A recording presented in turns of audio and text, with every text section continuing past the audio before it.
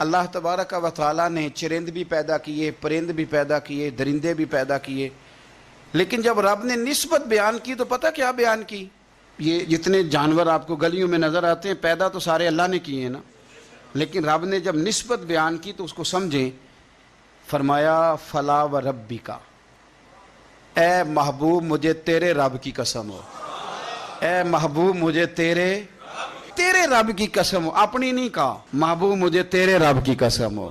اب یہاں جو خاص نفاست ہے اور جو ایک بہترین محبت کا نقطہ ہے اس کو سمجھے، محبوب مجھے تیرے رب کی قسم ہو۔ تو اعلیٰ حضرت فاضل بریلوی فرماتے ہیں اللہ کی طرف جب نسبت کرنی ہے تو اعلیٰ چیز کی کرنی ہے، یہ نہ کہو کہ معاذ اللہ جانوروں کے رب، اللہ رب ہے، پر جب دعا مانگو تو کہو اے امام حسین کے رب، اے امام حسن کے رب، اے مولا مرتضیٰ کے رب، اے سیدہ عائشہ کے رب، پھر تمہارا یہ رنگ ہو۔